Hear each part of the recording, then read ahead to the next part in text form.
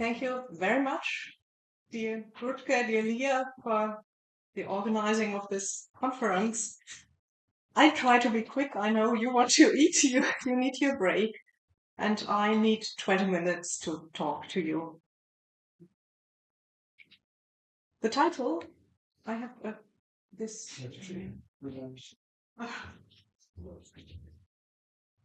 Okay, thank you. The title of my paper is a quotation from a plaque located on a house in Kyiv, Rejtarska ulica number 19, where, I quote, "From 1888 to 1894 lived the great Ukrainian composer M.V. Lysenko, and here in 1891 took place his creative meeting with the ingenious Russian composer Petr Tchaikovsky."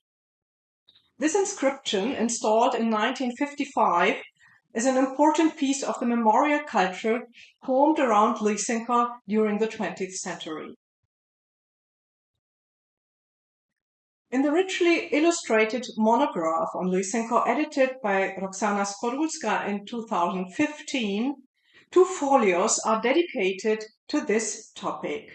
They combine 4 essential elements: a photo of Lysenko's lodging, plaque with the inscription, a standard photo of Tchaikovsky, and a historical view of Kyiv's main street, Hryshchatyk.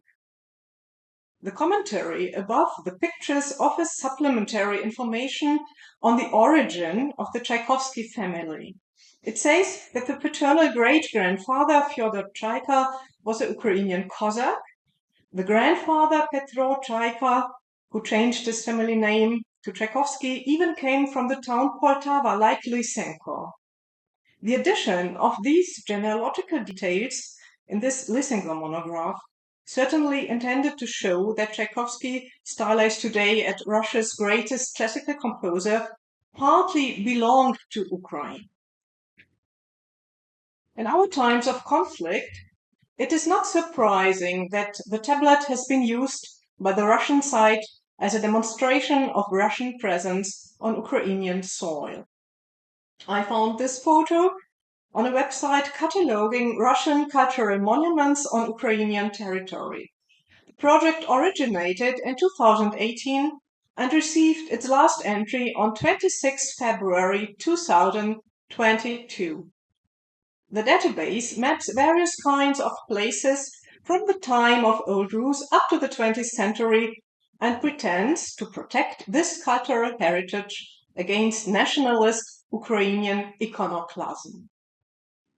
The fact that a commemorative text on the former lodging of the first notable national composer mentions Tchaikovsky in the same breath is harshly criticized in Ukraine today. Indeed, the inscription's imbalance is evident. It seems inadequate to isolate this single event on a house in which the Ukrainian composer lived and worked for 6 years. In fact, more than a half of the text is dedicated to the ingenious Russian composer. Moreover, there is a fine but unmistakable graduation between the epithets great, veliki, and ingenious, genialny. We know Stalin was ingenious. What is even worse, we have to realize that the text on the memorial desk is part of a widely transmitted narrative which we find literally everywhere in connection to Lysenko, in both Russian and Ukrainian publications, and even in the New Grove Dictionary of Opera, in the entry about Lysenko written by no one else than Richard Taruskin. If we examine the sources, we see that the meeting of the 2 composers is rather poorly documented. Neither Lysenko nor Tchaikovsky seem to have ascribed the kind of importance to this event as later generations did. I checked the vast written legacy of Tchaikovsky to find out what he knew or thought of Lysenko. In the edition of his more than 5,000 letters, Lysenko's name appears only once, and only in a commentary footnote.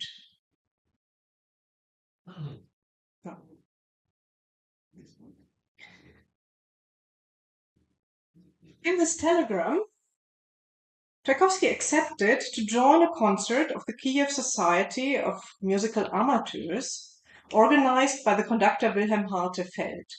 At this concert, Lysenko and Tchaikovsky met indeed, Lysenko playing with Hartefeld a polonaise by Moniuszko on two pianos.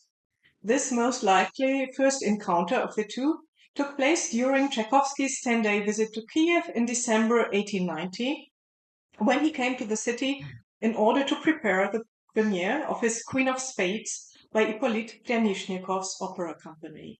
1 year later, in December 1891, Tchaikovsky was again invited to come to Kyiv.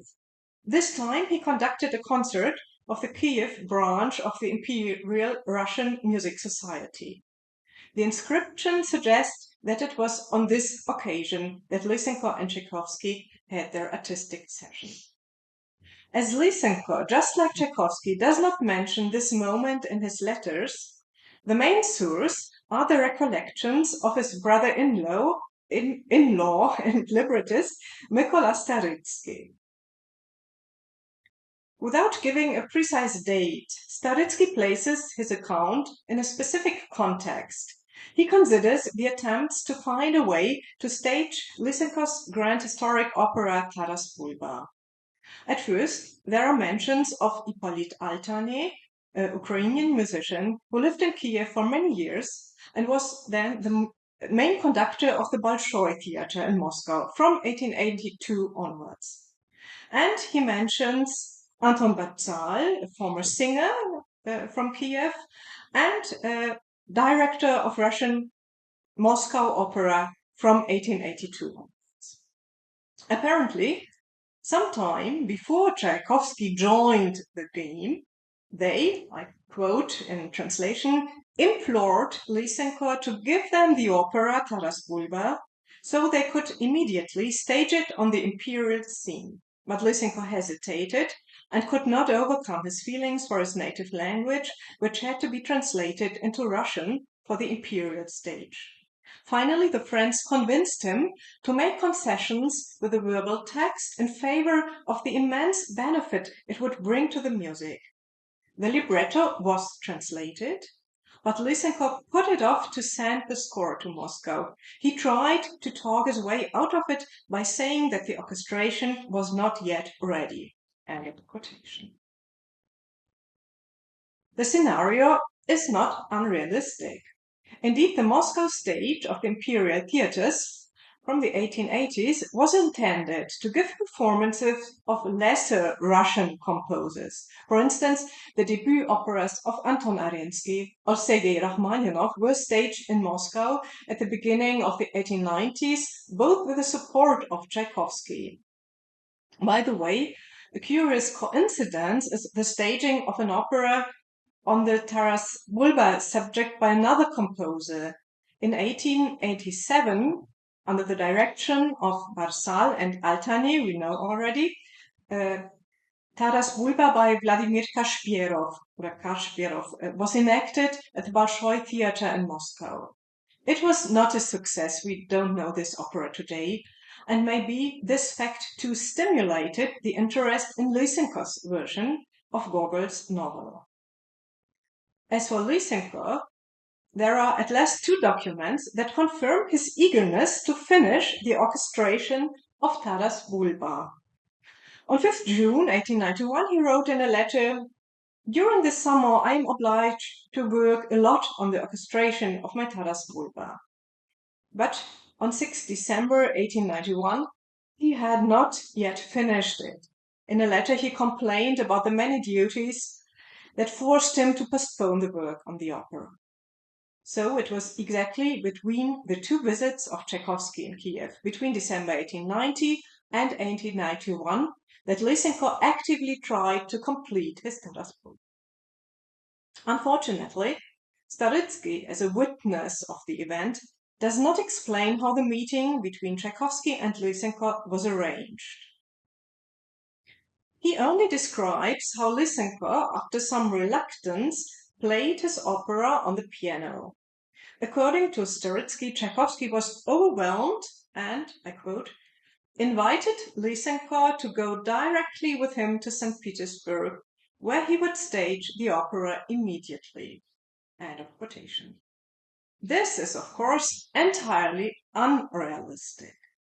Though Tchaikovsky was at the peak of his fame in Russia at this moment, on best terms with the director of the Imperial Theatres, Ivan Vsevolozhsky, and one of the favorite composers of Tsar Alexander III, he nevertheless had no such influence as to dictate the repertoire.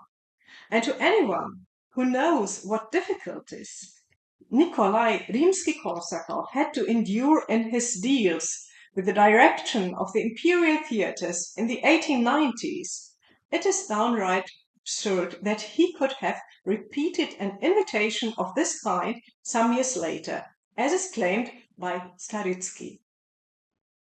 If we take a fresh look at Starytsky's text, it seems clear that he draws a very favorable picture of Tchaikovsky. Lysenko, on the other hand, is characterized as shy and reluctant, but finally overwhelmed by the kindness of Tchaikovsky.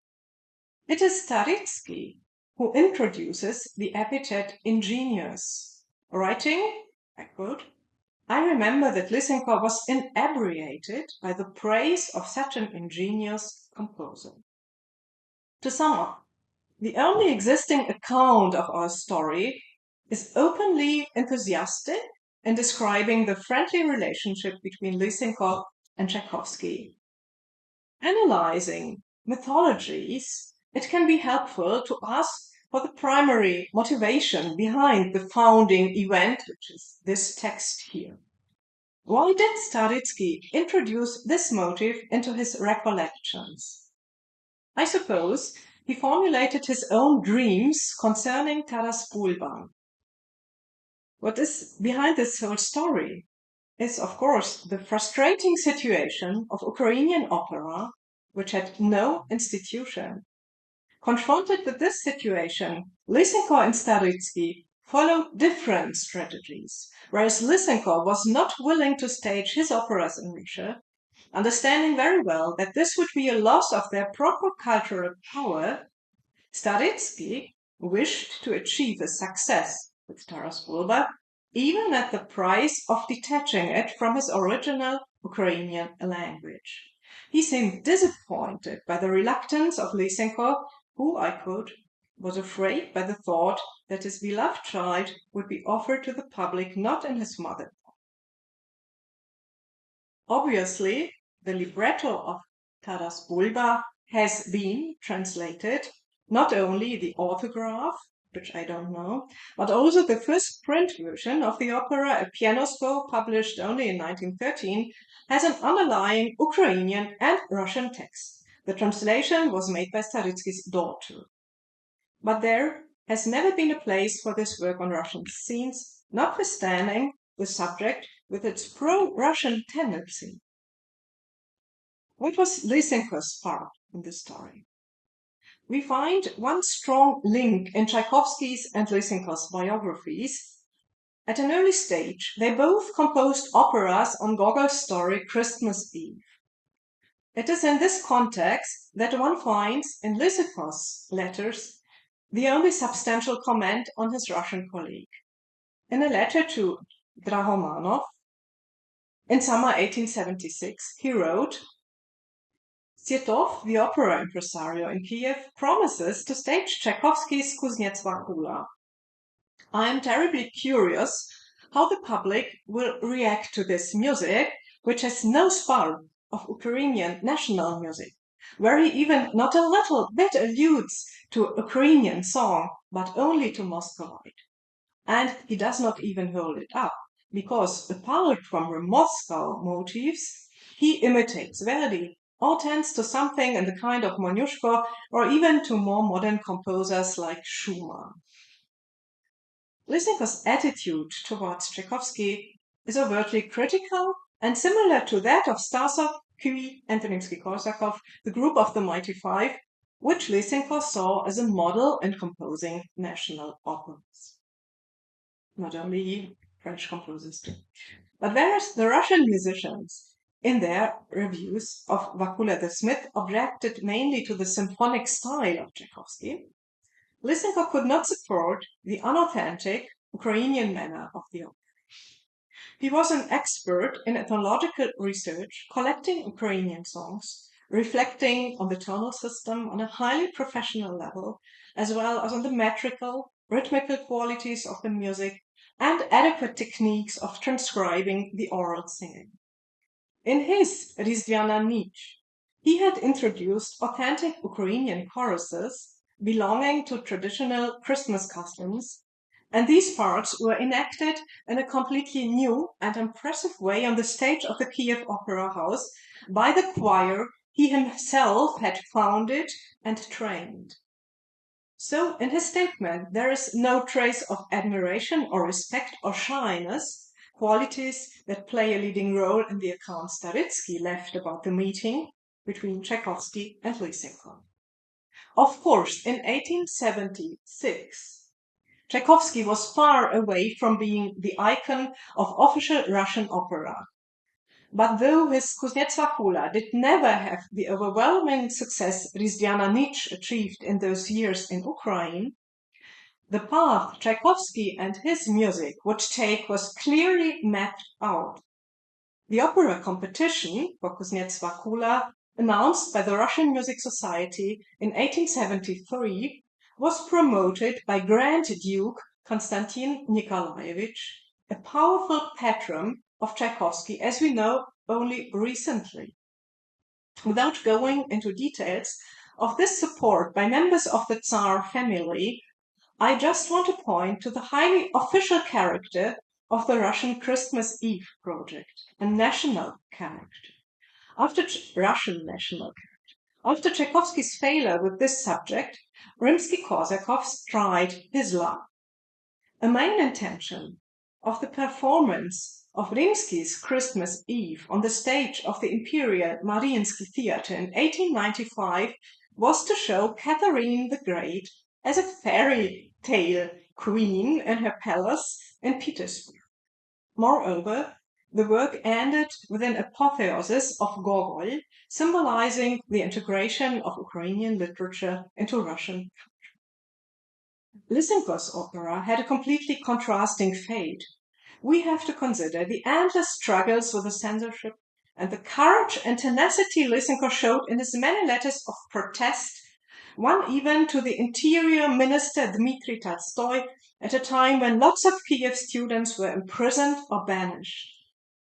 The more you immerse yourself in these imposing documents Lysenko has left, the more you get the impression that the Russian and the Ukrainian composers belonged to two entirely different worlds. Thus, it seems logical that there was no substantial relationship between them.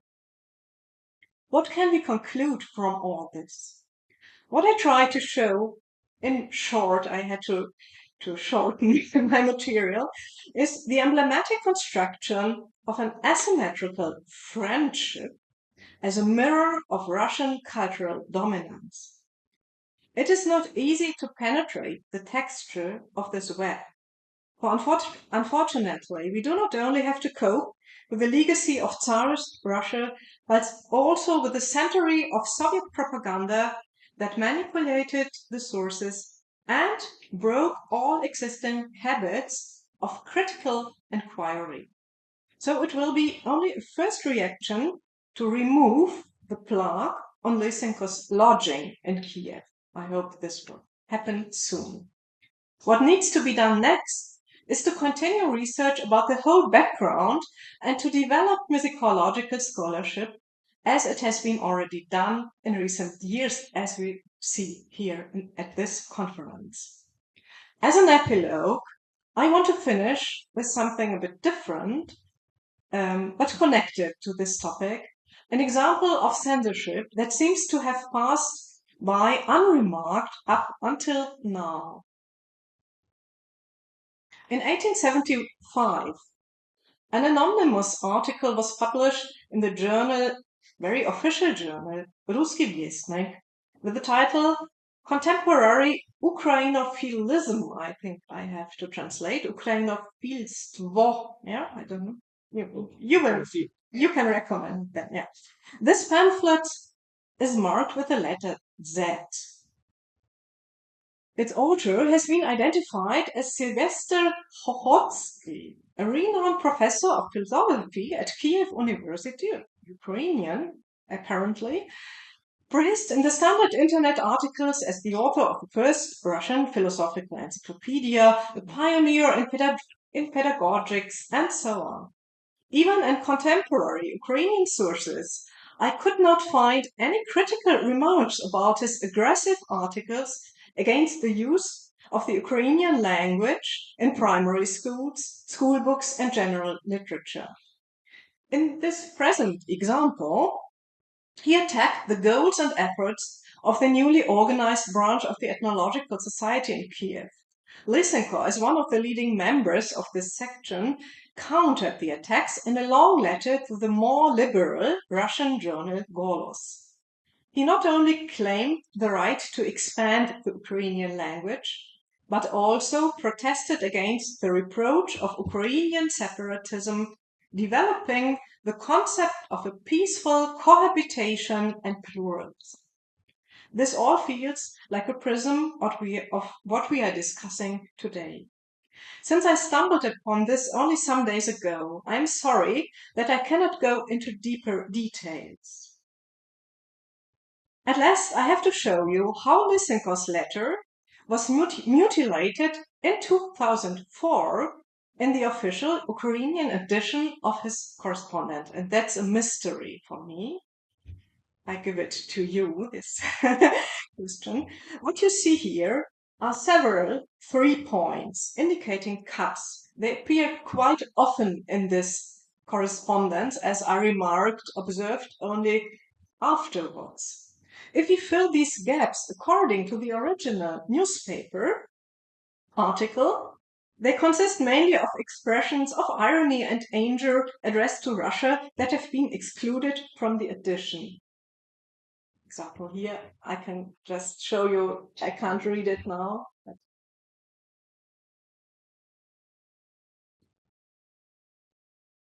Okay, this is only the beginning of Lysenko's article.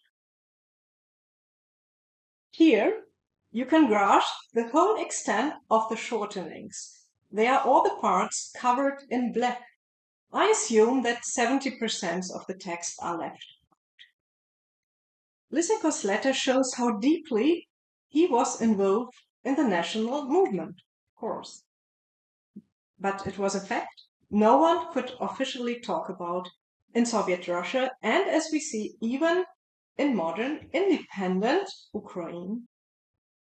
It is high time to lift this curtain. This will be the whole text. Thank you.